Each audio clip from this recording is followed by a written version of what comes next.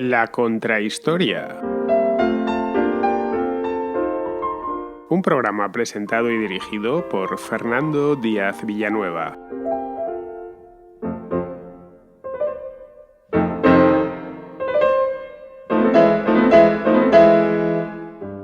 Vimos en el anterior capítulo de la Contrahistoria cómo los griegos se levantaron contra el dominio otomano tanto en el Peloponeso como en la Grecia central, las regiones de Lática y de Etolia.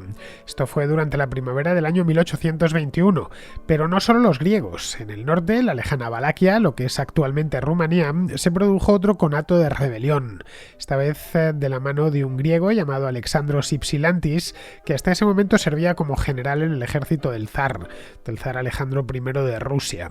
Ypsilantis fracasó, eso lo vimos con más detalle en la anterior Contrahistoria, fracasó en Valaquia y se tuvo que marchar de ahí, tuvo que huir a Austria, donde el emperador pues le dio cobijo a desgana, pero se lo dio al final.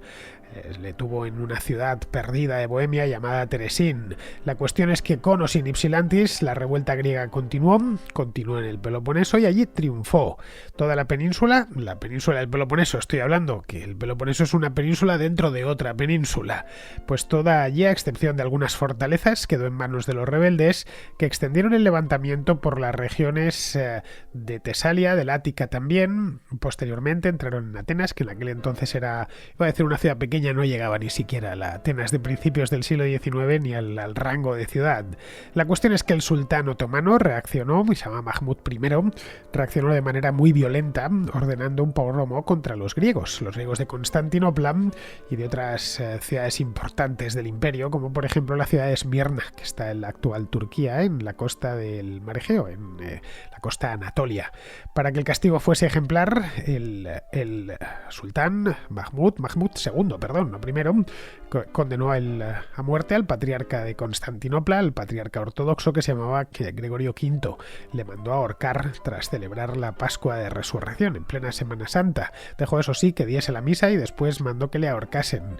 Esta ejecución, más la masacre de Esmirna, indignaron a los intelectuales occidentales que simpatizaban con la causa griega y especialmente que simpatizaban con una sociedad secreta formada por unos comerciantes griegos del Mar Negro. Se había formado en Odesa, que se llamaba Filikietería, que se puede traducir como sociedad de amigos, a la que Ypsilantis y otros rebeldes pertenecían. Fue de las primeras sociedades la primera de hecho, que tuvo, ya os lo explicaba la semana pasada, que tuvo como objetivo la independencia no solo de Grecia, quería separar también a todos los cristianos ortodoxos del este de Europa, quería separarles del Imperio Otomano.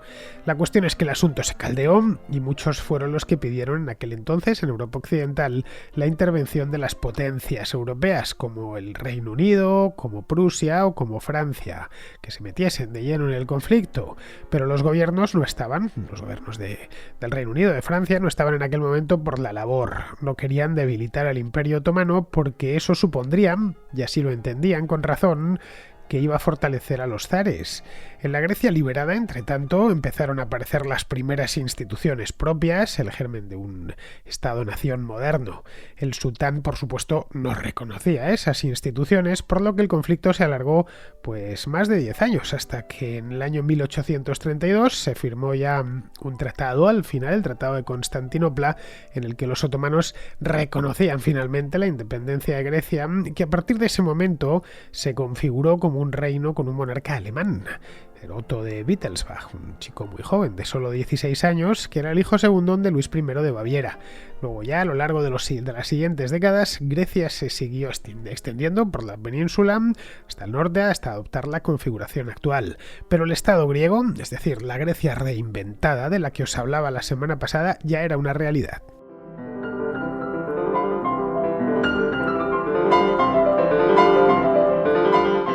Tras el triunfo de los revolucionarios en el Peloponeso, se empezaron a formar juntas de gobierno. En este punto nos quedamos la semana pasada, juntas de gobierno provisionales que estaban coordinadas desde la ciudad de Patras.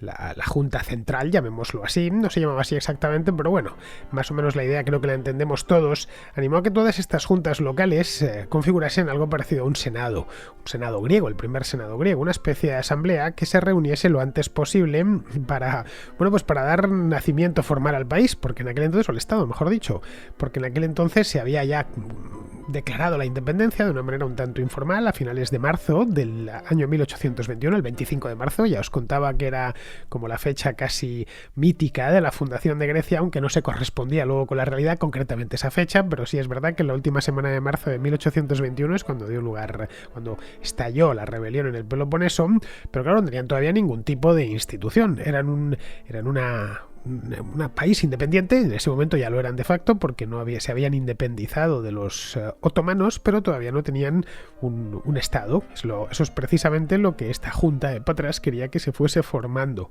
El Senado del Peloponeso se formó el 26 de mayo, es decir, solo 2 meses después del estallido de la rebelión, a finales del mes de marzo.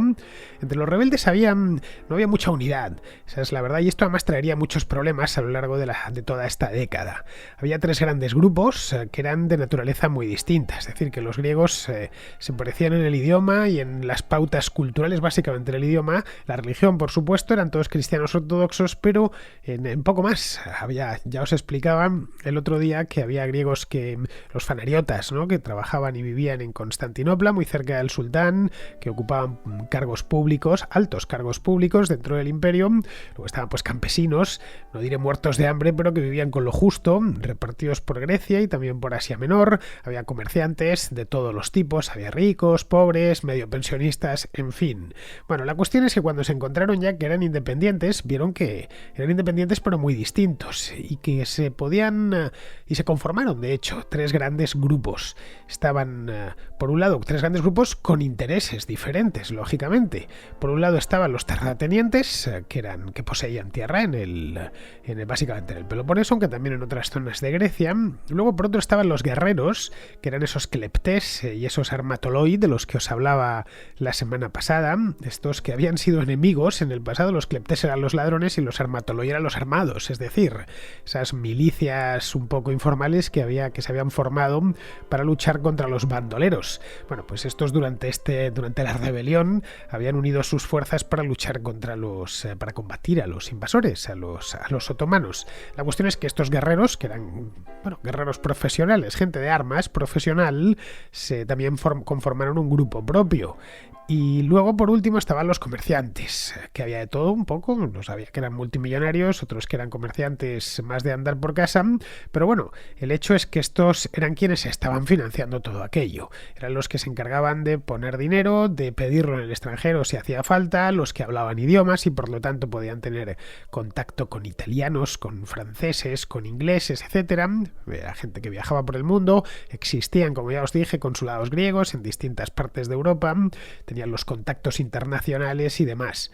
Uno de estos comerciantes, el más famoso de todos, desde luego, de los que se metieron a política entonces, era un tipo llamado Alexandros Macrocordatos, que era íntimo amigo de los escritores ingleses Percy y Mary Shelley. Bueno, Mary Shelley es muy famosa porque fue la autora de Frankenstein. Percy Shelley es un poeta que en lengua inglesa es también bastante conocido.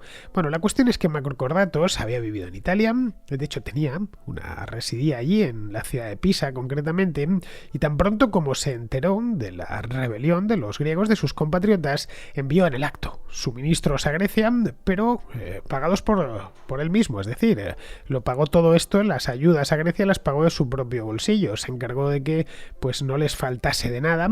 Las comunicaciones en el año 1820 eran muy distintas a las de ahora, no estaba todavía ni siquiera inventado el telégrafo, no se inventaría medio siglo más tarde ya hubiera existido, pero en aquel momento todo funcionaba mediante mensajeros, así que más o menos se hizo una idea y envió todo lo que pudo, ya digo, pagándolo de su propio peculio.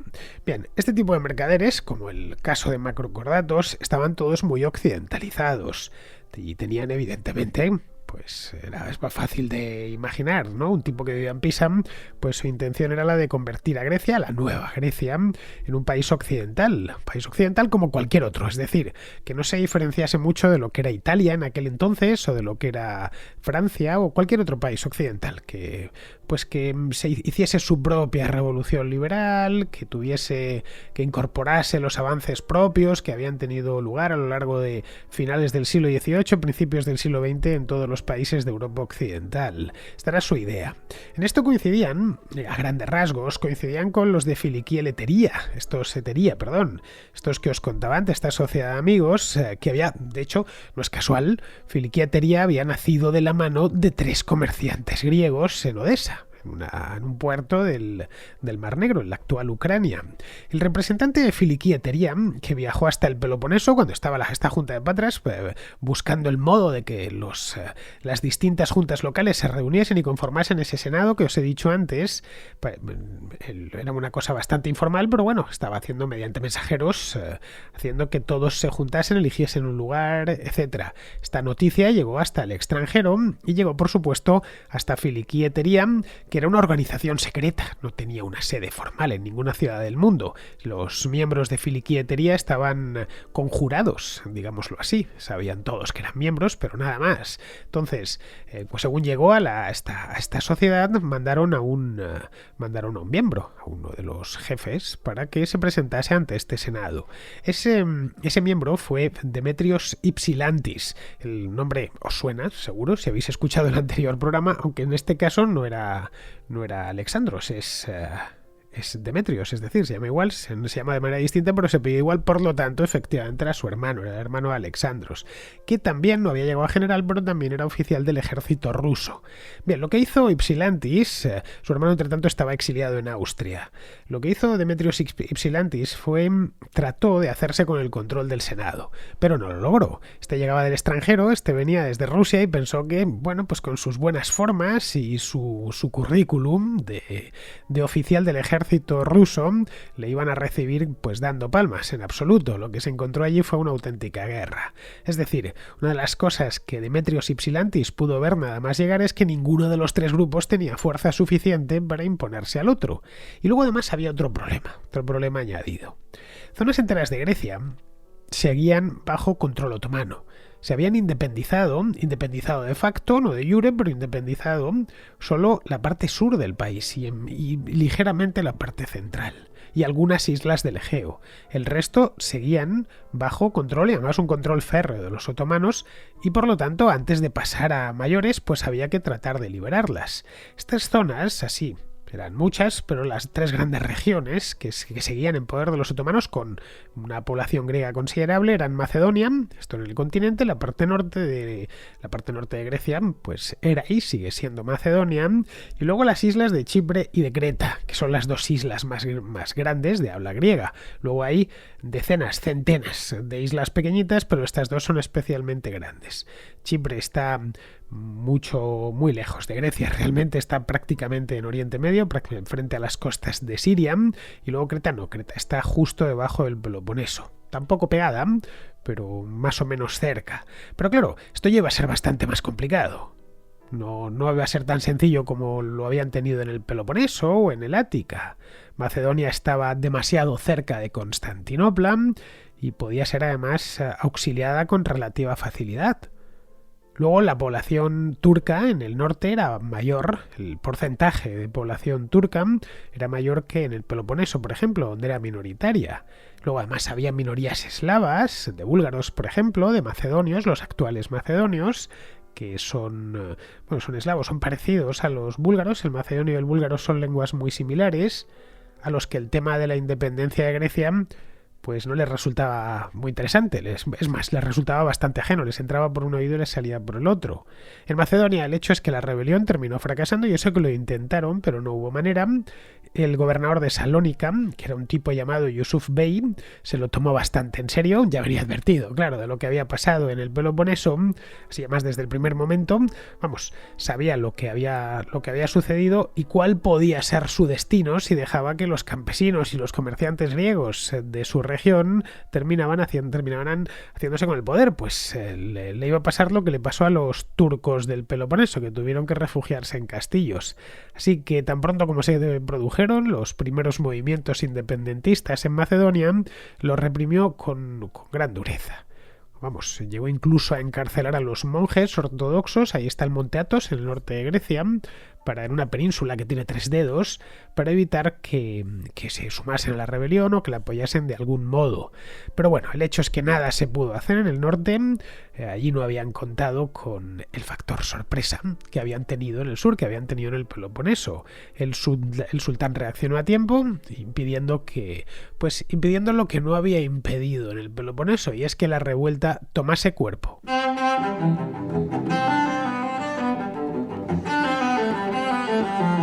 Algo similar a lo de Macedonia es lo que sucedió en Chipre. Allí el arzobispo Cipriano, que era el arzobispo de la isla, de la Iglesia Ortodoxa de Chipre, era incluso miembro de Filiquietería. Pero claro, Chipre, como os he dicho antes, quedaba realmente lejos del mar Egeo y de Grecia en sí, de la Grecia continental por lo menos. Chipre sigue quedando a casi 1000 kilómetros de las costas del Peloponeso, pero solo a 75 kilómetros de la costa de Anatolia. Es decir, todo lo más que se pudo hacer en Chipre fue reclutar un batallón de patriotas chipriotas que se trasladó hasta Grecia para combatir allá a los otomanos. En el Chipre propiamente dicho, en la isla, el gobernador otomano, un tal Ruchuk Pacham, desató una represión feroz contra los rebeldes, contra todo el que se moviese un milímetro. Colgó a varios obispos, arrestó a los principales líderes de la rebelión y los ejecutó también. Y de hecho mandó ejecutar al arzobispo Cipriano, que se había significado tanto. A Cipriano le reservó una de estas muertes que son como muy simbólicas. Lo que hizo fue colgarle de un árbol en el centro de Nicosia para que sirviese de ejemplo a todos los demás. La idea que tenía Ruchuk Pacham era: si he colgado al tipo de un árbol a la vista de todos, al tipo más importante de la isla, que es el arzobispo Cipriano, por lo menos el tipo más importante para la comunidad griega, un hombre santo, poco menos, pues ¿qué no haré con todos los demás? Era una idea de transmitir miedo mediante la ejemplificación. Que sepáis lo que os espera a poco que os mováis. Así que en Chipre el asunto, más allá de algunos combates puntuales que no pasaron nunca, fueron a mucho, se quedó ahí. En Creta sucedió 3/4 partes de lo mismo. Los otomanos lo vieron venir y esta vez, en lugar de reprimir la asonada con tropas locales, que no tenían muchas, por cierto, lo que hizo el sultán fue pedir ayuda al que gobernaba en Egipto, un tipo llamado Mehmet Ali Bajá. Lo habréis oído muchas veces. El Bajá de Egipto era una familia dinástica que envió una flota de 30 buques de guerra a la isla. La intervención egipcia empieza aquí con lo de Creta y daría lugar a bastantes problemas. Es más, la intervención egipcia desataría, lo veremos más adelante, pero desataría la intervención occidental posteriormente. Creta es una isla así alargada, la vimos con más detalle en aquella contrahistoria que hice sobre los minoicos hace ya un tiempo. Es una isla así plana, no excesivamente grande, pero tampoco tan pequeña como otras islas griegas, muy planita, muy larga, pero a la vez muy estrecha. Y es más o menos equidistante del continente europeo y del africano. Digo más o menos porque no es exactamente equidistante. Está más cerca de Europa que de África. Está a unos 350 kilómetros de Libia y a unos 250 kilómetros de Atenas. Más o menos de las costas del Peloponeso está más cerca todavía. Por lo que, estando tan relativamente cerca de África, pues era relativamente fácil de socorrer. Los rebeldes cretenses trataron de recuperar la isla, pero fue completamente imposible. Todo lo que había puesto Mehmet Ali, el Bajá de Egipto, pues fue un poco menos que imposible. El intentar repeler una intervención como esa. Luego en Creta había además un tercer actor en el conflicto, que eran los piratas cretenses. Los piratas cretenses era un oficio tradicional en ciertas partes de la isla. Bueno, en este caso muchos griegos rebeldes que habían fracasado y que les habían puesto en busca y captura por parte de los otomanos o de los egipcios, para el caso, lo que hicieron fue meterse a piratas.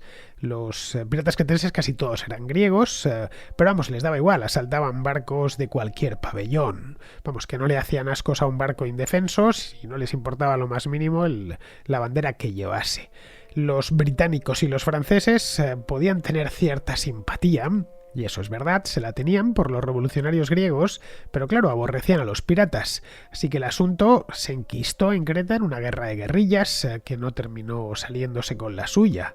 Vamos, Creta tendría que esperar mucho para unirse al resto de Grecia, tendría pues que esperar hasta 1898 cuando se produce el levantamiento cretense, se formó un estado de Creta muy efímero y luego ya posteriormente, unos años más tarde, Creta se unió al resto del reino de Grecia. Tardaría todavía casi un siglo en sacudirse el yugo otomano. Antes de eso, pues hubo sucesivas revueltas griegas en Creta a lo largo de todo el siglo XIX para incorporarse a Grecia, pero vamos, todas, hasta la de 1898, todas fracasaron. Bien, el fiasco en Chipre y en Creta había dejado claro a los independentistas que el mar era otomano. Es decir, que les había salido bien la jugada en el Peloponeso y en ciertas regiones de la Grecia central, donde la población griega era claramente mayoritaria y donde podían atacar por tierra, pero que el mar era un asunto necesitabas una flota, y una flota en condiciones.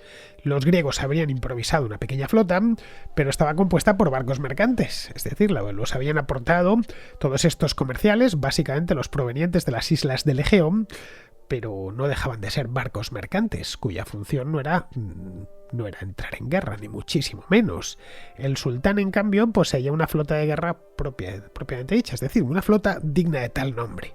Tenía una veintena de navíos de línea, artillados con unos 40 cañones por banda, varias fragatas rápidas, corbetas y medio centenar de bergantines. No era una flota comparable, qué sé yo, a la flota que en aquel entonces tenía el Reino Unido, pero sí era una flota respetable. Desde luego, era la más grande que había en el Mediterráneo oriental. En el mar los griegos es donde empezaron a ver que se enfrentaban a un imperio, y a un imperio que contaba además con grandes recursos a sus espaldas.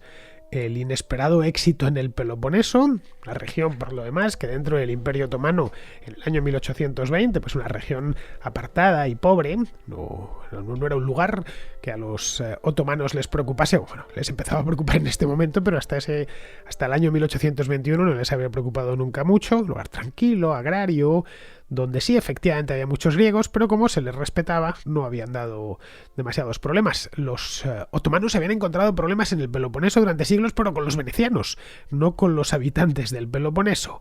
La cuestión es que este éxito tan rápido que habían tenido en la primavera de 1821 les había llevado a engañarse. Es decir, no podían hacer crecer la rebelión porque una de las características de Grecia es que tiene costa, miles de kilómetros de costa, y tiene un montón de islas, así que si querían que esto se extendiese, tenían que conseguir encontrar el modo de combatir esa flota que tenían, que no era nada del otro mundo, pero era lo suficientemente grande como para hacerla temible. Claro, frente a ella estaban oponiendo simples barcos mercantes reconvertidos con unos cuantos cañones en cubierta y poquito más. Así que estos griegos recurrieron a una idea antigua, tan antigua como que los antiguos griegos ya la habían empleado en el siglo V a.C. Me refiero a los brulotes. Los brulotes son esos barcos cargados de explosivos y de material inflamable que se estampaban contra los buques enemigos para causarles un incendio y enviarlos a pique. Los brulotes se habían empleado ya pues en el sitio de Siracusa, creo que es la primera guerra en la que tenemos constancia que se emplearon, y luego posteriormente se emplearon muchísimo los brulotes. Los barcos de la década pues se estuvieron empleando hasta que los barcos empezaron a hacerse de acero, que entonces ya el brulote no servía para nada. Pero bueno, un torpedo en cierto modo no deja de ser en buena medida un brulote. Envías un pequeño submarino contra la cubierta de un barco. Pero en fin, el hecho es que los barcos de esta época se hacían todavía totalmente de madera y eran de vela, por supuesto, por lo que una vez agarraban fuego, se ardían como teas y se hundían en el acto. Llegaron los griegos de de los rebeldes griegos de 1820 llegaron a construir 60 brulotes, con los que fueron capaces de hundir 32 barcos otomanos, que no está nada mal, es el 40% de la flota del sultán. Luego a esto habría que sumarle también la flota que envió Mehmet Ali, el valí de Egipto. Esto, la verdad, esto de los brulotes ocasionó bastante sorpresa y admiración en Occidente, donde esto del uso de brulotes les parecía pues poco menos que sacado de las obras de Tucídides y les encantó. Pero claro, los griegos no solo se tenían que enfrentar al sultán otomano. Si solo hubieran tenido que enfrentarse al sultán otomano, la cosa hubiera sido más breve. Tenían que enfrentarse con Mehmet Ali, Baja, el valí de Egipto. Egipto, en teoría, formaba parte del Imperio Otomano en aquel entonces, pero en la práctica sus gobernadores, se llaman valíes, tenían una autonomía prácticamente total. De facto era un estado independiente el Egipto de esta época. Luego ya terminaría siéndolo por completo unas décadas más tarde. Estaba gobernado por una dinastía, esta que os he hablado antes. Los Mehmet Ali Pasha iban heredando de padre a hijo como un cargo público, porque el valí no dejaba de ser un cargo público que se heredaba. Esto antiguamente no era tan anormal como nos lo parece ahora. La cosa es que este hombre, al que le tocó al Mehmet Ali, que le tocó esto, durante las guerras napoleónicas había conseguido mantener a los ingleses lejos de Egipto. De ahí que el sultán le tenía en muy buena estima. Pensaba que pues era un gran tipo y que además había devuelto toda esa zona del norte de África, se la había devuelto al imperio. Por lo demás, pues Egipto era un país rico, estaba bastante poblado y producía mucho trigo. Vamos, lo mismo que en tiempos del Imperio Romano. No tenía una riqueza en comparación como la que había tenido en tiempos de Roma, que Egipto no solo era un país muy rico, sino que además tenía unos niveles de vida altísimos, pero bueno, que seguía siendo todavía un adversario temible. La cosa es que, como este tipo se debía en cierta medida al sultán otomano, pues se decidió, por supuesto, a echarle una mano. Y no solo eso, sino que Mehmet Ali Pasha también estaba en plena fase de expansión del propio Egipto. Estaba expandiendo las fronteras del imperio hacia el sur, conquistando parte del Sudán, también la costa libia. Era, por lo tanto, un enemigo a tener en cuenta, y un enemigo que quedaba pues justo debajo de Grecia. Caray, de la costa de Cirenaica, la actual Libia, a la isla de Citera, que está al sur del Peloponeso, hay solo 350 kilómetros. El sultán, que ya le había pedido ayuda para contener la revuelta en Creta, no tardó en pedirle ayuda para que enviase toda su flota contra el Peloponeso.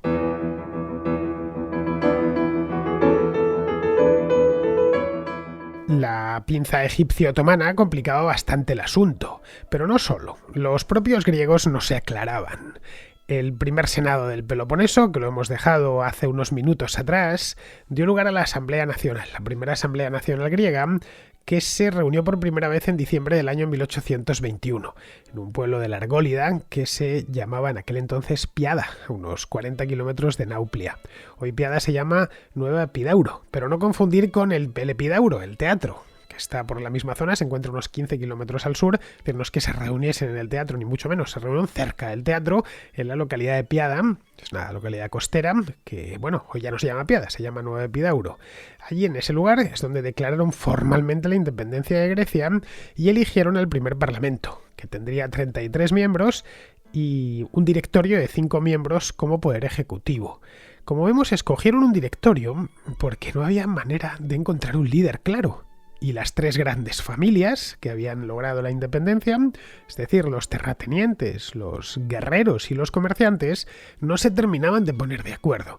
Por lo tanto, cuando hay ese problema para llegar a un acuerdo final, pues se busca un directorio y que sea lo que Dios quiera. Ojo, era lo peor que podían hacer, porque tenían una guerra por delante y un enemigo temible, o mejor dicho, dos enemigos temibles, porque por el sur les iba a atacar de un momento a otro los egipcios. No tenían además demasiados fondos, carecían de flota, más allá de esos barcos mercantes reconvertidos y los brulotes, y esto les dejaba pues completamente expuestos frente a la respuesta turca, que se estaba ya dejando sentir en Macedonia o en Chipre o en la propia Creta. Pues bien, solo 4 meses después de la asamblea, esto fue en diciembre, pues en el mes de abril del año 1822, una flota otomana llegó a la isla de Quíos. Esto estaba frente a la costa anatolia, no muy lejos de Esmirna, por cierto. Y allí perpetraron el ejército que embarcaba esta flota, perpetraron una masacre, pero sin nombre, sobre la población civil que estaba completamente indefensa. La orden era matar a todos los griegos mayores de 12 años. La isla tenía entonces unos 120.000 habitantes, pues unos 40.000 fueron masacrados y 50.000 reducidos a la esclavitud. Básicamente niños y mujeres. Los que pudieron escapar de Quíos, que algunos lo consiguieron, contaron fuera lo que estaba pasando en la isla, y eso desató una ola de indignación en Europa Occidental.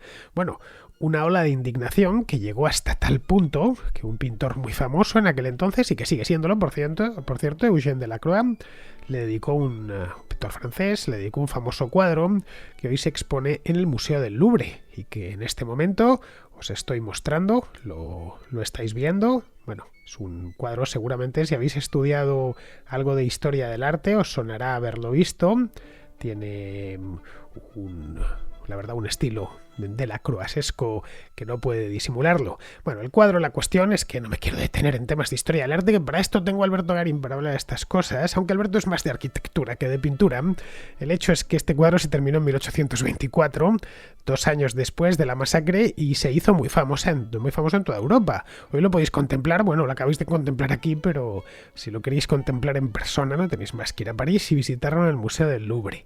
Bien, volviendo al tema de la Asamblea Nacional griega simplemente no tenía recursos para socorrer Quíos. Esta era la cruda realidad, y eso les generaba muchísima impotencia, porque lo mismo habían arrasado Quíos que podrían arrasar Lesbos, o que podían volcar toda esa flota en la isla de Eubea o en cualquier otro sitio, hasta en el propio Peloponeso. Eso, claro, les ponía frente a la realidad, y es que quizá muchos se planteaban que habían despertado a un monstruo dormido. Es decir, una vez más comprobaban que tenían enfrente un imperio muy poderoso, ante el que poco podían hacer si no recibían ayuda externa. Y es cuando empiezan a ver los griegos que ellos solos no van a poder. Bien, pues como las desgracias nunca vienen solas, las distintas familias de la Asamblea Nacional se enzarzaron en luchas intestinas entre ellas, que se prolongaron durante un par de años. La asamblea desde el principio había marginado a los miembros de Filiquietería, esto desde la primera constitución. La primera constitución griega se aprobó en el 1 de enero de 1822, allá en la misma asamblea de Epidauro, la de esta primera que os he contado. Y bien, esto que no les incluyesen para nada, ni siquiera se hace mención a Filiquietería, pues dio lugar al primer enfrentamiento, que se saldó con la victoria de un tipo llamado Teodoros Kolokotronis. Y era, pues, un tipo que trató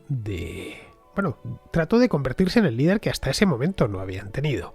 Esto se concluyó con una segunda constitución que se aprobó 1 año y medio después, en el mes de abril de 1823. La cuestión de Kolokotronis, su cuestión personal era que quería fortalecer el poder central y contar con algo parecido a un presidente que coordinase el esfuerzo bélico, algo que era por lo demás fundamental, y que se encargase también de concitar los apoyos necesarios fuera de Grecia, porque, como os he dicho antes, tenían más o menos claro que a ellos solos les iba a costar muchísimo. Esto dio lugar a un nuevo enfrentamiento, como era de prever, que se extendió durante los años 1824 y 1825.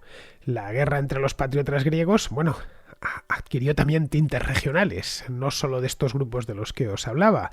Por un lado estaban los rumeliotas, que englobaban a los habitantes o los rebeldes de Grecia continental, básicamente terratenientes, pero bueno, que había un poco de todo. Y luego por otro los moreotes, es decir, los de Morea, que eran los peloponesios, los que provenían del Peloponeso. A los rumeliotas les apoyaban los isleños, también conocidos como hidrotas, porque la mayor parte de ellos provenían de la isla de Hidra. La isla de Hidra es una isla del mar Egeo que está frente a las costas del Peloponeso. Es una muy cerquita, eso sí, de las costas del Peloponeso. Bien, tras algunos combates entre ambas facciones, ya en el mes de marzo de 1824 llegaron a un primer acuerdo, pero no les duró mucho, lo rompieron rápidamente y reanudaron la lucha.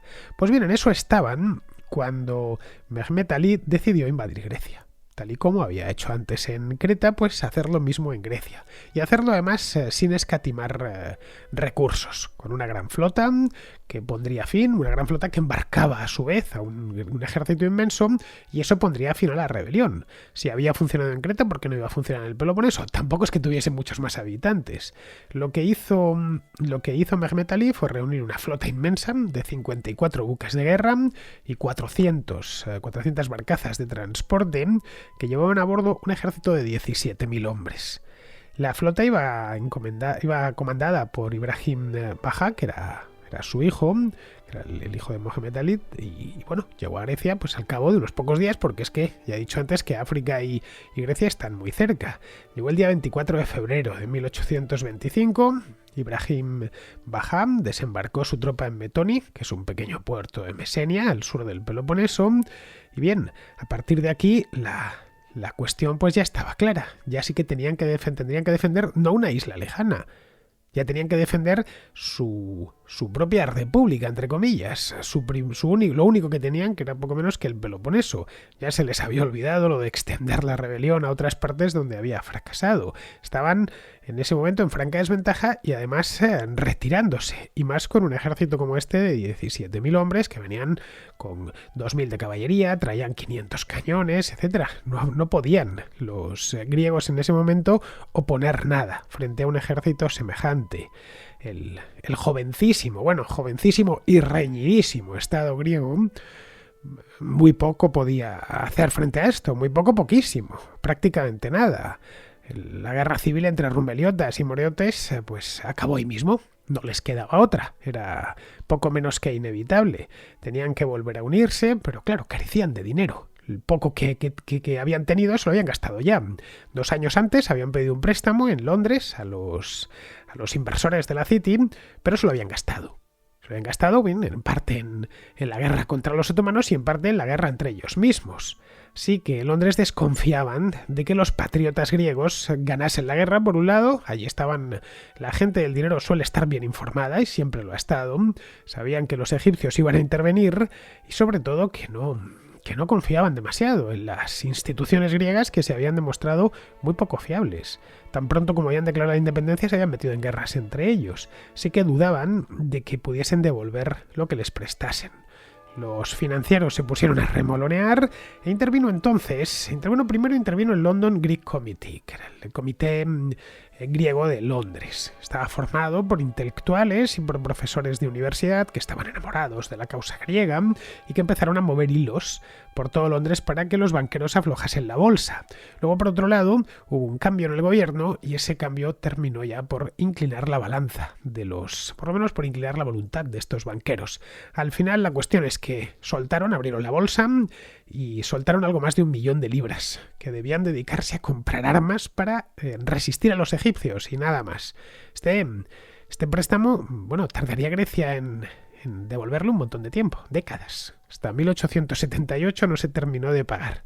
La cuestión es que esto al sultán, a Mahmud, no le importaba demasiado. Es decir, después de lo que había visto, de que los griegos se peleaban entre ellos, pues no confiaba en que por mucho dinero que les prestasen en Londres pudiesen resistir más allá de un año. Era una cuestión de tiempo que se rindiesen. Tenían por un lado a ellos desde el norte y por el otro a los egipcios desde el sur. Es decir, el ataque de Mehmet Ali ya os lo he contado, 17.000 hombres de una atacada. Y luego los turcos atacarían desde el norte. Los turcos se pusieron un objetivo que era rendir la plaza o retomarla, la plaza de Missolonghi. Esto está en Etolia, en la costa norte del Golfo de Patras. Ahí es donde murió Lord Byron, donde había muerto en el año 1824, un par de años antes. El de los egipcios era tomar Navarino. Navarino está en Mesenia, en el sur del Peloponeso, que es el sur del Peloponeso tiene 2 regiones, una es Arcadia y la otra es Mesenia. Arcadia está a oriente y Mesenia a occidente. Bueno, pues allí en la ciudad de Navarino había una fortaleza desde la época veneciana, se llama el Neocastro, y bien, la idea era rendir esa ciudad. Navarino no lo busquéis en el mapa, a pesar de que tanto esta batalla de Navarino como la que vendría después son muy famosas en los libros de historia. Hoy Navarino se llama Pilos, le pusieron el nombre griego. Navarino, evidentemente, con ese sonido no podía ser más que un nombre italiano. Bien, tanto Missolonghi como Navarino ambas cayeron En Navarino, de hecho, los griegos hicieron lo imposible por evitarlo, incluyendo el uso de brulotes. Pero vamos, no sirvió de nada. Ibrahim Bajá tenía demasiados hombres y además estaban muy bien entrenados.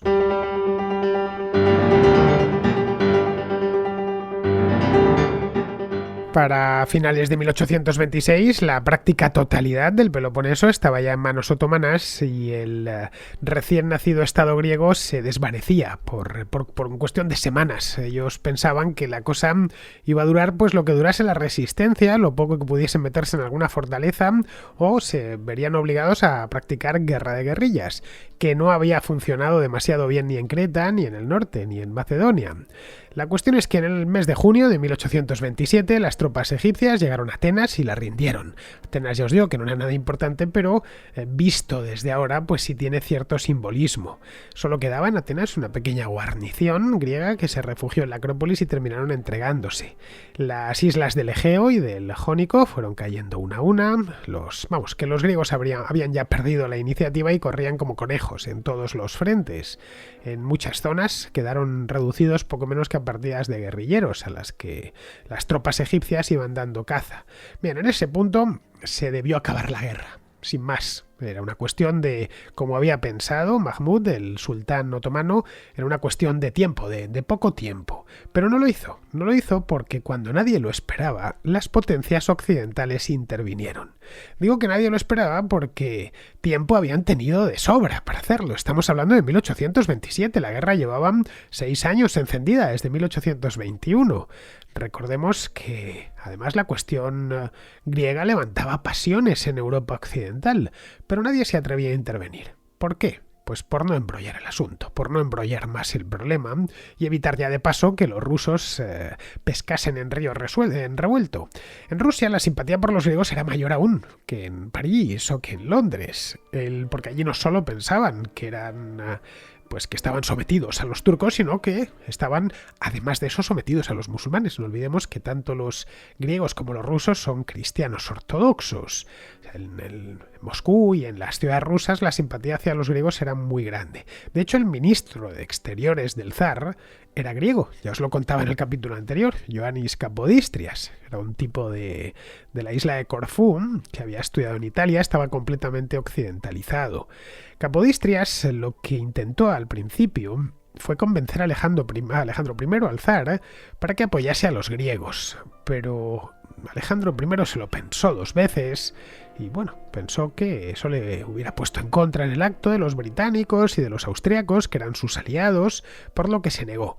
Así que, ni corto ni perezoso, lo que hizo fue despedir al ministro, a Kapodistrias, que se fue tranquilamente a Suiza.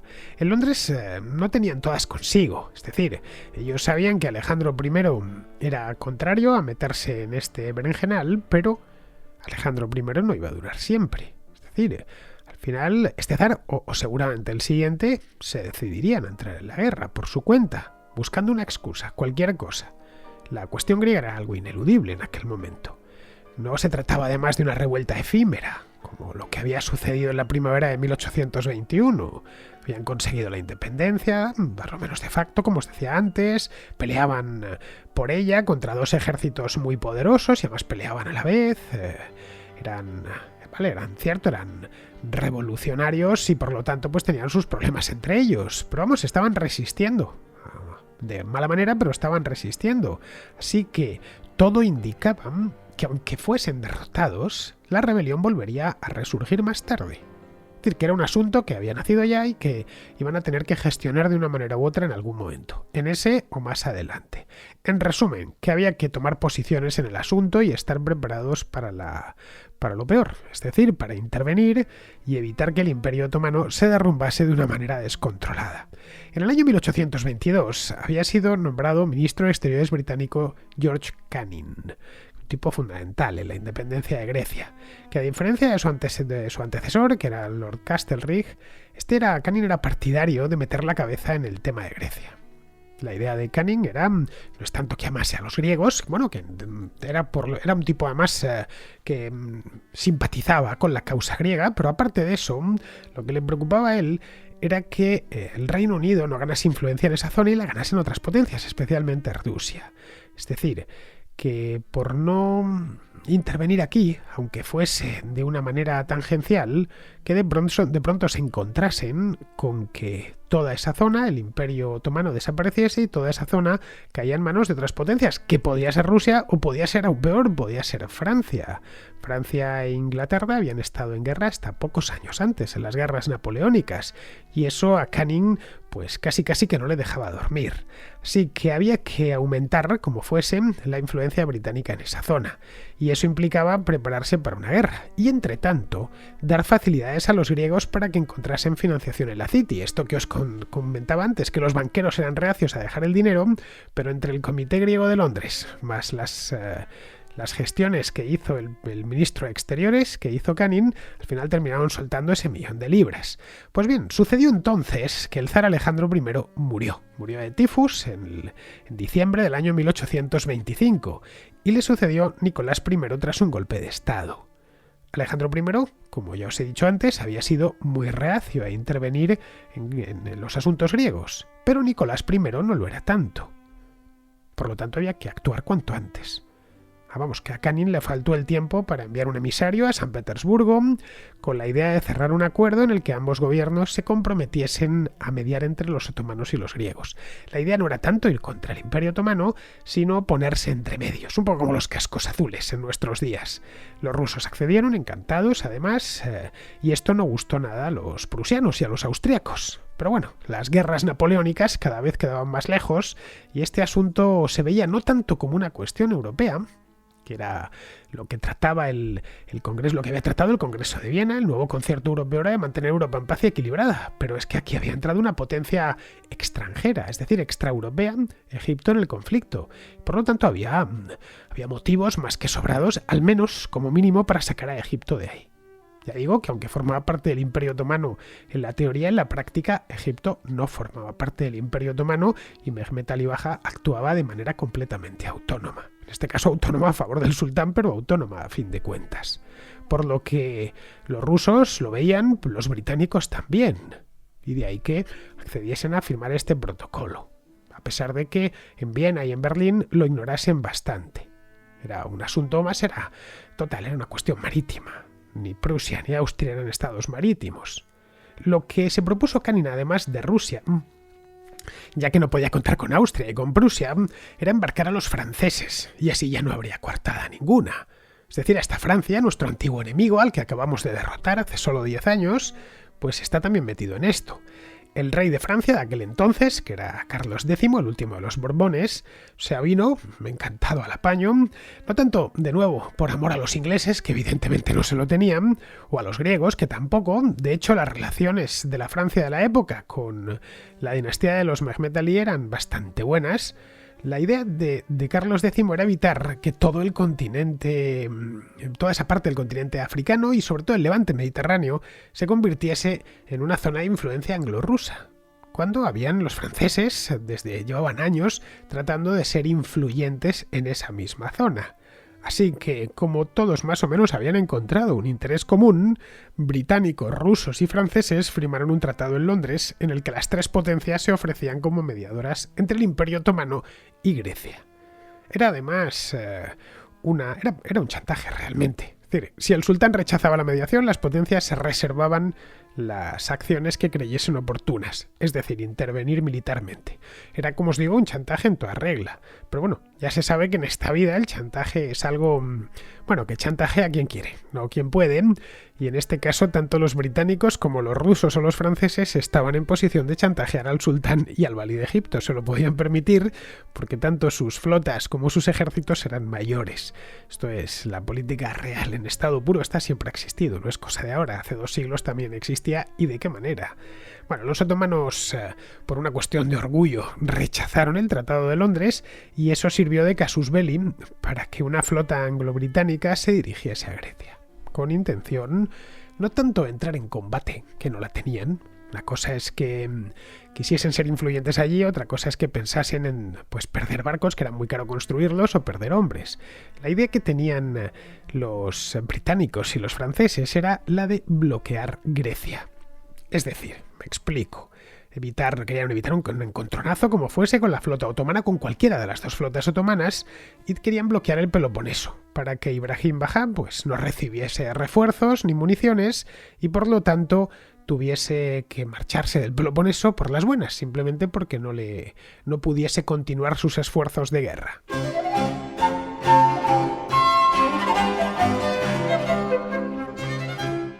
Pero sin esperarlo ni pretenderlo, se encontraron con la flota egipcia en Navarino. Y se encontraron de manera inesperada, ya digo.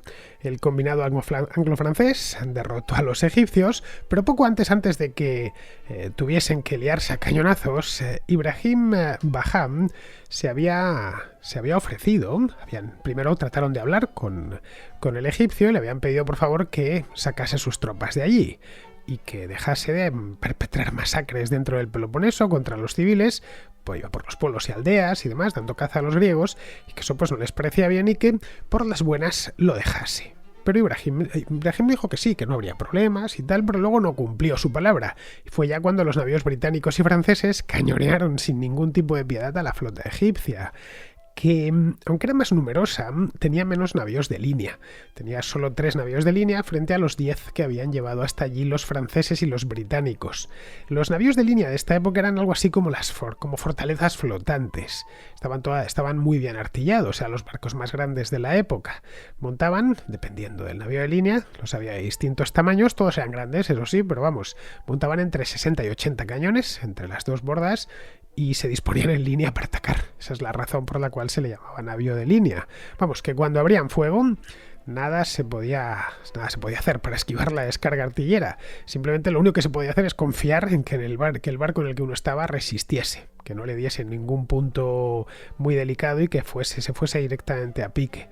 El mayor navío de línea de la historia, de hecho, fue español, fue el Santísima Trinidad, que montaban 140 cañones, 70 por banda. Estaban repartidos en 4 puentes, normalmente solían tener 2 o 3 puentes, pues el Santísima Trinidad fue un barco que se construyó en La Habana, llegó a tener 4 puentes. Vamos, era tan grande este barco que le conocían como el Escorial de los mares. Este barco se había hundido poco antes, 20 años antes, tras la batalla de Trafalgar. No consiguieron los ingleses hundirlo, pero sí apresarlo cuando estaba medio hundido y se les hundió a ellos. Pero aún así, 2 de sus cañones, que se rescataron del fondo del mar, todavía se pueden contemplar. Ambos flanquean la entrada del Panteón de Marinos Ilustres, que está en San Fernando, cerca de Cádiz. Bueno, pues volviendo a la batalla de Navarino, en Navarino ni los británicos ni los franceses tenían nada similar al Santísima Trinidad, pero vamos, sus navíos de línea eran más y sus capitanes estaban mejor adiestrados que los egipcios. A fin de cuentas, la reina de los mares ya era Inglaterra y los franceses tenían una flota respetable. Bien, la derrota de Navarino ponía fin, en el acto además solo hizo falta una batalla, a la intervención egipcia en el Peloponeso, pero claro, a partir de ahí ya no podían mantener el esfuerzo bélico en Grecia, pero vamos, no supuso todavía el fin de la guerra. De hecho, los 15.000 hombres que todavía le quedaban a Ibrahim Bajá en Grecia se habían quedado aislados. No podían volver a Egipto porque los anglo-franceses, la flota anglo-francesa les había hundido la flota.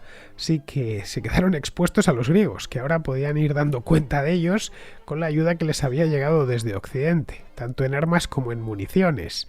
Bien, en este punto, pues Mehmet Ali, que tampoco quería que su aventura griega se saldase con un desastre sin paliativos, lo que hizo fue venirse a negociar con los aliados. Les prometió que se retiraría de Grecia si a cambio se le respetaba en Creta y se le permitía repatriar a sus tropas.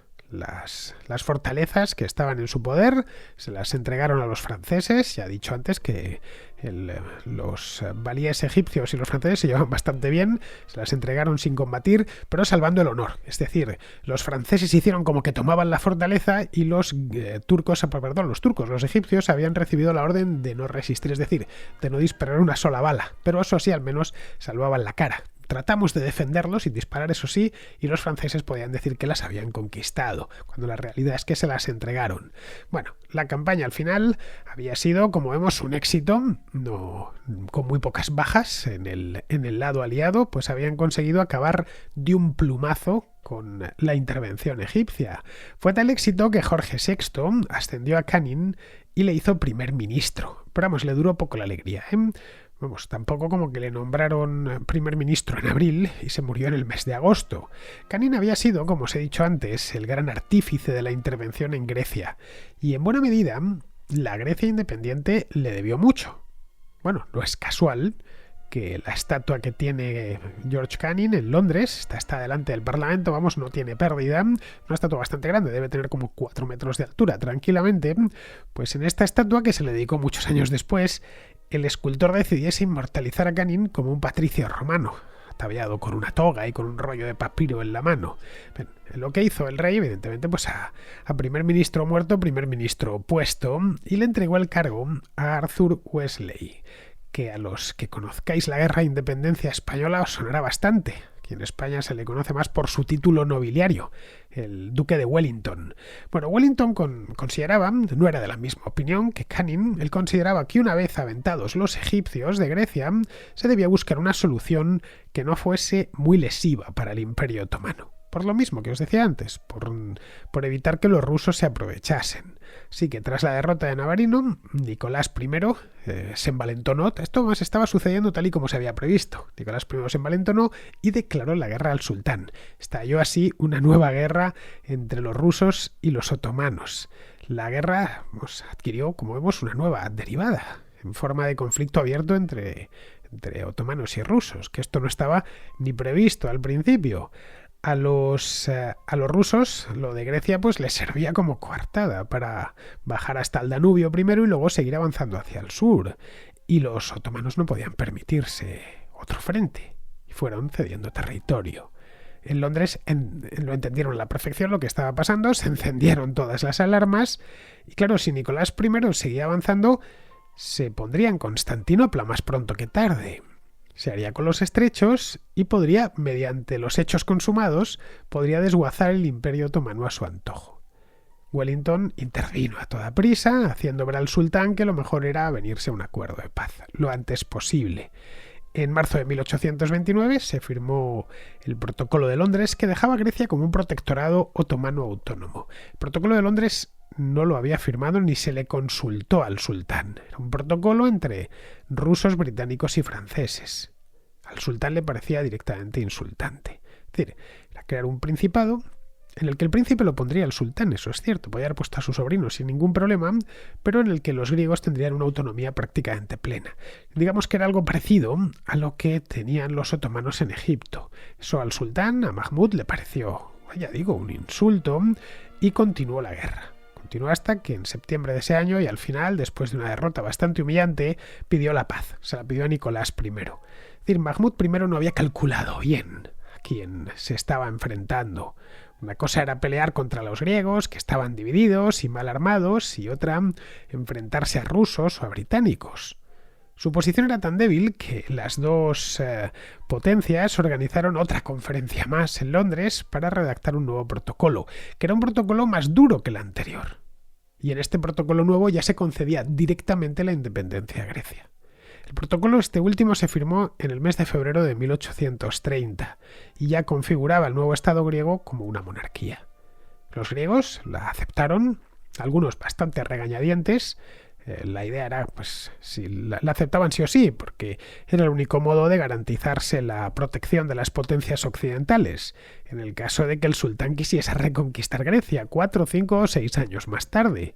Vamos, los griegos fue el único modo en el que habían conseguido superar las disensiones internas. Y las habían conseguido superar de cualquier modo gracias a un griego que lo habíamos dejado en Suiza, no sé si os acordáis, hace unos minutos, Ioannis Capodistrias, que había llegado en 1828 desde Suiza.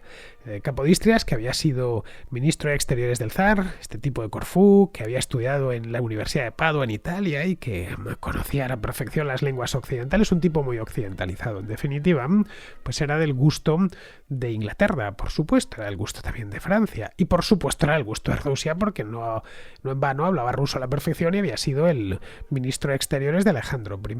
Bien, pues este llegó a Grecia con la idea de poner paz entre las distintas facciones, era como el líder que les había faltado a los griegos y ya de paso ser nombrado jefe de Estado, cosa que consiguió sin demasiado esfuerzo, la verdad, pero aún así las disputas internas continuaron.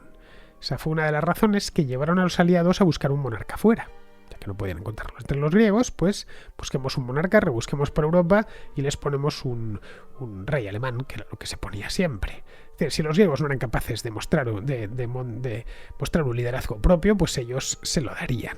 Buscaron un candidato y se presentaron varios. En Alemania, por supuesto, sobraban casas reales, todas las que queramos. Al final cayó la suerte de la lotería sobre los Wittelsbach, que reinaban en un reino pequeñito, el reino de Baviera, y el elegido fue Otto, que era hijo de Luis I, era un jovencito de solo 16 años, un adolescente que pues estaría debidamente tutelado por los embajadores aliados y por Ioannis Capodistrias. Fue coronado Otto de Grecia, voy a decir Otto de Oira, ya no lo era. Otto de Grecia fue coronado el 27 de mayo de 1832 y al poco de llegar al trono cambió la capital de Nauplia, que era donde había estado hasta ese momento, a Atenas. Pero no porque Atenas fuese importante, fue más por motivos de sentimentalismo histórico que porque fuese una gran ciudad. En aquel momento Atenas tenía entre 5 y 6 mil habitantes y era poco más que un pueblo, en torno a lo que es el barrio de la Placa hoy, en torno a la Acrópolis.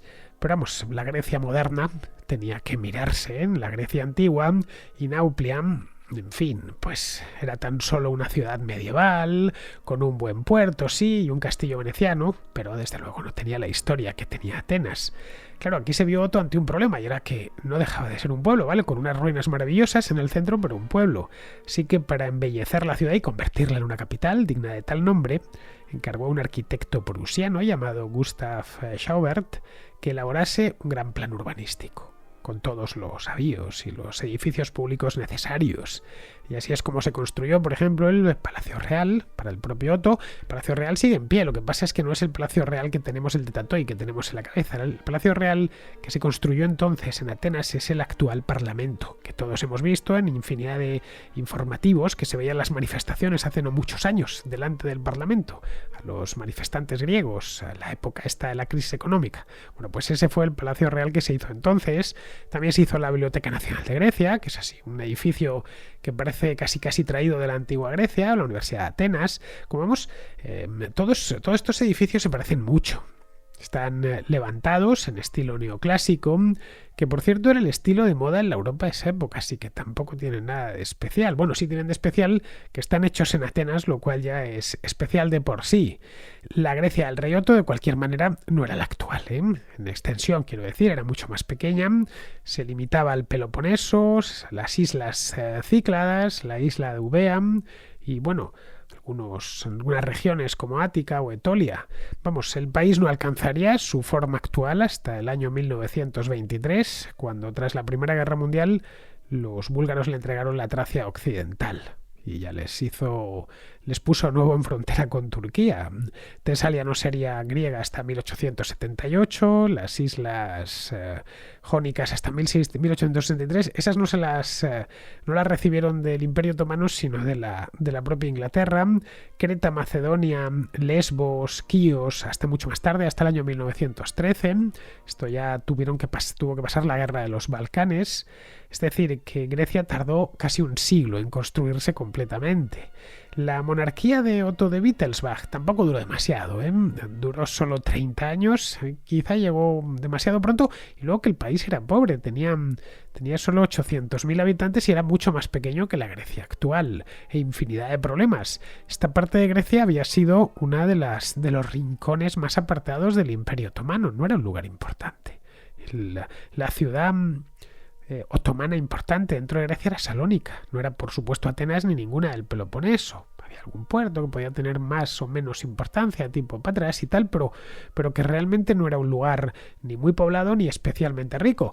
Ojo, dicho sea esto, en admiración de los griegos, que siendo pocos y además pobres y en un rincón, consiguieron, con ayuda externa y tal, pero consiguieron rendir a un imperio todavía poderoso como el otomano. La cuestión es que Otto de Wittelsbach no consiguió, al contrario. Estos 30 años fueron más un potro de tortura que otra cosa, y en 1862 fue destronado, y los británicos, que tutelaban de una manera decidida el nuevo país, lo que hicieron fue sacarse de la manga a otro. Es más, hicieron primero un referéndum. Los griegos eligieron a un príncipe y los británicos, que no les gustaba ese príncipe, eligieron a otro. concretamente a Jorge de Glücksburg, que era el hijo de Cristian IX de Dinamarca. Los Glücksburg reinarían en Grecia, con una breve interrupción entre 1924 y 1935, pues ya está la abolición de la monarquía en el año 1973. La reina emérita de España, la reina Sofía pertenece a esta familia, la familia de los Glücksburg. Y el rey de España, Felipe VI, pues si lleva su segundo apellido, sería Felipe de Borbón Glücksburg, que es el apellido de los reyes de Grecia. Lo que no han perdido desde entonces los griegos ha sido la independencia. Vamos, que en menos de un año celebrarán su segundo centenario y entiendo que lo celebrarán por todo lo alto.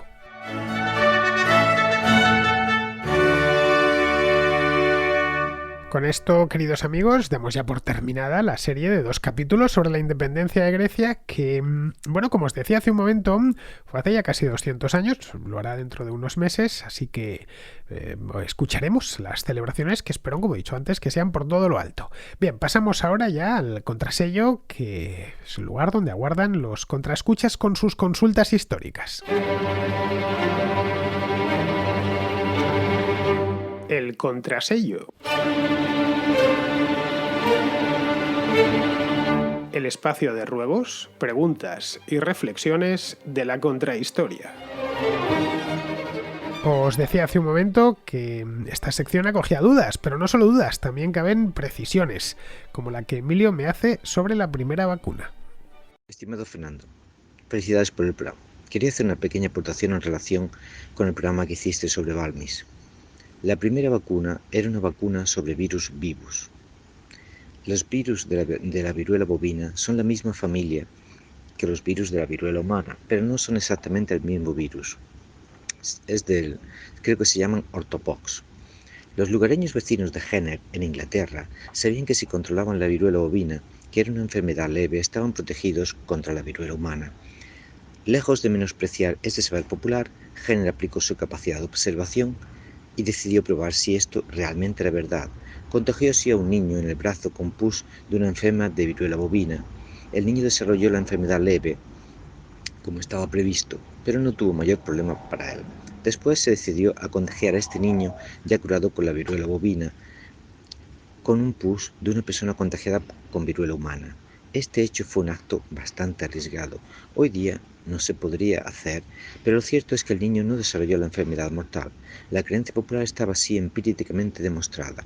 Ahora solo faltaba probarla en más personas y ser probada por otros profesionales para consideramos que está científicamente probado.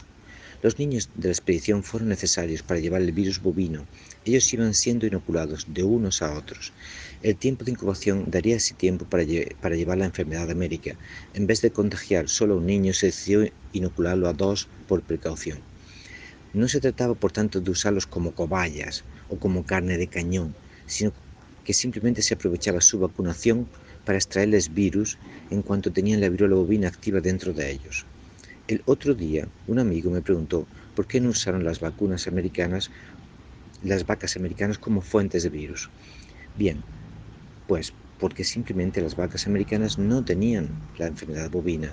Debemos sorprendernos por la profesionalidad con que fue preparada la expedición y por el desarrollo de la medicina en España, cuyos médicos entendieron la importancia del descubrimiento y ayudaron a la lucha contra la única enfermedad a la que el ser humano ha conseguido erradicar de la faz de la Tierra. Antes de usar los niños se intentó enviar el virus empaquetado entre cristales y parafina, pero no se consiguió. Esta vacuna es el primer tipo de vacuna descubierto, la de los virus vivos o también atenuados. Atenuar un virus se hace cultivando sucesivamente en embriones de pollo unas 200 veces hasta que se adapta al pollo y pierde la capacidad de reproducirse en el humano, por lo que podemos inocularlo vivo casi sin riesgo. Hoy día existen muchos tipos de vacunas, como las vacunas de virus muertos, las de ADN, etc. Pero ya es otra historia. Repito, Fernando, felicidades por tu programa. Emilio se refiere al contracorte, a un contracorte para fans, es estas contrahistorias en miniatura que hago para fans y para patronos. Este lo hice en agosto del año 2019, lo hice sobre la Real Expedición de la Vacuna, que a instancias de Carlos IV capitaneó un médico español, Francisco Javier Balmis, entre el año 1803 y el año 1809. Lo hizo por todo el imperio español de la época, es decir, tanto América como las Filipinas. Fue vacunando niños. Bueno, el programa, por si lo queréis escuchar, se titula Cómo Balmis vacunó un imperio. Lo tenéis en el archivo. Pero vamos, Emilio, muchas gracias por la precisión científica que me haces. La expedición de la vacuna, la verdad es que fue una empresa admirable, que bien se merecería como mínimo un documental. Lo digo ya, una serie de televisión que también, por supuesto. En Inglaterra estoy convencido que ya se lo habrían hecho hace bastante tiempo. Bien, vamos ahora con Steven, de Puerto Rico, que tiene una duda bibliográfica.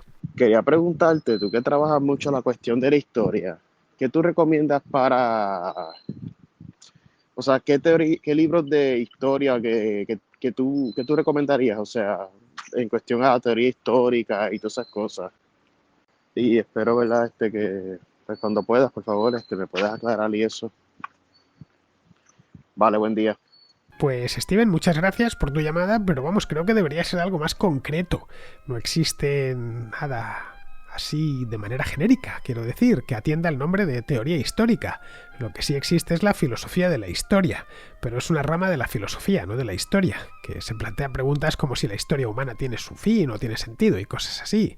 A mí la filosofía y la historia pues no me interesa mucho, si te soy sincero, porque la filosofía en sí no me gusta.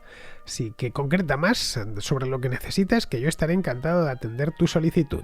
Bien, vamos a continuar, vamos con Manuel, que vive en Manchester y que nos cuenta una anécdota sobre el Trabant, el automóvil icónico de la República Democrática Alemana, y además de esto lanza una pregunta. Buenos días, Fernando. Aquí un nuevo seguidor fiel desde Manchester que ha descubierto tu canal hace un par de meses y desde entonces se escucha cada día. Quisiera aportar mi granito de arena al programa, empezando primero con una curiosidad y luego con una pregunta. El sábado pasado por la mañana fui a pasear hasta el Imperial War Museum de Manchester, escuchando tu programa el mismo día en el cual mencionabas a los nostalgies de Alemania del Este, su gusto por los pepinillos y los vehículos de la marca Trabant. Bien, pues por casualidades del destino llegué al museo y en mitad de una sala me encontré el dichoso coche. La curiosidad es que al pie del mismo había un mensaje que explicaba un poco sus características, nada especiales, pero lo más destacable era que el tiempo de espera en recibir uno era de 15 años si eras un trabajador civil normal o solamente 6 añitos si eras un operario de la fábrica. El precio oficial del Estado eran 7.450 marcos de la época, lo cual no dice mucho porque no he encontrado ninguna fuente fiable sobre cuánto cobraba un alemán a ese lado del telón de acero. He visto muchas fuentes poco fiables y magufadas varias que no acabo de cuadrar, sinceramente. Bien, y con eso pasaría a la pregunta. ¿Sabías cuánto cobraba aproximadamente un alemán del este en aquella época? Un afectuoso saludo y que pases un buen día. Respecto a la demora en la entrega de los automóviles, en la RDA se contaba un chiste. Bueno, un chiste que tenía su versión en la URSS y en todos los países del bloque del Este, que decía así: esto es un tipo que en un concesionario, podía ser de Trabant o podía ser de Lada en Moscú, llegaba con sus ahorros, que eran muchos evidentemente porque dinero no les faltaba, con él podían comprar pocas cosas, pero dinero tenían a comprarse su Trabant. Pongamos por caso que iba a Leipzig o en Berlín Este o en cualquier ciudad de Alemania del Este y le decía, bueno, pues quiero este Trabant, solo había un modelo o un par de modelos. Vale, perfecto, pues deme usted el dinero, tantos miles de marcos, perfecto, bien. ¿Cuándo podré venir a recogerlo? Pues calcule usted aproximadamente 15 años. Como 15 años, sí, bueno, pues mire, si estamos en 1965, pues pásese usted por aquí a más o menos en 1980. Ya le avisaremos de cualquier manera. No, pero sea más concreto, deme una fecha, como una fecha. Pues no sé, le digo 15 años, pues estamos en marzo, pues será en marzo de 1980. ¿Y qué día de marzo? Ya, escamado el del concesionario, le dice, ¿qué más le da usted? Bueno, dígamelo, por favor, es que lo necesito. Bueno, pues el 15 de marzo. Bueno, ¿por la mañana o por la tarde? Ya, desesperado, el vendedor de automóviles le dice, pero, caballero, estamos en 1965. No sé qué día le daremos el coche, pero bueno, el 15 de marzo, y me dice usted, ya le he dicho por decirle algo, y me pregunta usted si por la mañana o por la tarde. ¿Qué más le da? Dice, no, es importante porque es que por la mañana viene el fontanero. Es decir, que todo llegaba tarde en los países del bloque del Este y también, por supuesto, los automóviles, el que conseguía hacerse con uno. Respecto a tu pregunta, es decir, a lo que cobraban los alemanes del Este, a ver, el salario medio en los años 80 evidentemente fue variando conforme pasaron las décadas, pero ya al final en los años 80 era de unos 1000 marcos, más o menos, pero no 1000 marcos del oeste, es decir, no 1000 marcos alemanes, no Deutsche Mark, sino marcos orientales. Esto eran 1000 marcos mensuales. Claro, aquí la pregunta es ¿cuántos marcos occidentales era eso? Eran los marcos orientales. Pues la verdad es que no había una manera de saberlo exactamente, porque no había tasa de cambio oficial. El marco oriental no se podía convertir legalmente. De hecho, estaba prohibido sacarlo del país. Era una moneda de consumo interno, nada más. Los turistas en Berlín, de los que llegaron a Berlín Este, tenían que, pagaban en marcos occidentales o en dólares, o en libras esterlinas, en cualquier moneda, pero tenía que ser moneda fuerte del oeste, en las tiendas para turistas. Tiendas que estaban llenas de productos, pero en las que, por supuesto, no se podía comprar con marcos orientales. Y luego, si alguno, por cualquier cosa, quería cambiar marcos orientales, quería hacerse con marcos orientales, pues tenía que acudir al mercado negro. Allí se lo cambiaban a razón de aproximadamente unos 5 marcos orientales por uno occidental. Digo aproximadamente porque se podía encontrar 6, o 8 o 10. Aproximadamente solían ser 5. Es decir, que si se querían adquirir 1000 marcos orientales, había que dar a cambio unos 200 marcos occidentales. Es decir, unos 100 euros en el cambio que se hizo posteriormente entre marco alemán y euro. Así que ganaban eso. Aproximadamente unos 100 euros reales de lo que ese sueldo trasladado a Occidente hubiera sido eso. Pero vamos, a los germano-orientales les daba un poco igual lo que ganasen, porque apenas podían comprar nada, como lo de los automóviles, ¿no? Así que guardaban el dinero en casa. Todo germano-oriental tenía una pequeña fortuna en billetes de banco, que no podía gastar porque los productos a la venta eran pocos, y casi todos además eran alimenticios. Cuando Helmut Kohl en el año 1990 decidió que el cambio con el marco occidental se haría a razón de 1:1, claro, eso era solo un regalo. Los alemanes del este saltaron de alegría. Les habían convertido en ricos de un día para otro. Es decir, les convertían todo lo que tuviesen en casa, hasta 4000 marcos, eso sí, se los convertían 1:1. Vamos, corrieron a los grandes almacenes del oeste a comprar electrodomésticos, lavadoras, televisiones, ropa occidental. Por cierto, el billete con la denominación más alta que había, que era el de 100 marcos, llevaba Karl Marx, lo que lo ha convertido en toda una pieza de colección para los marxistas de los 5 continentes. Sigue siéndolo, por supuesto. Muy bien, pues espero haberte contestado a la pregunta, Manuel. Es más o menos, y con el tiempo que dispongo es todo lo que te podía decir, pero esto se merecería per se casi una contrahistoria. Muy bien, queridos amigos, pues con esto damos por concluida ya la contrahistoria de hoy. Y ya sabéis, mañana tenemos Contraplano en la Contracrónica, así que os invito a que os paséis por allí mañana.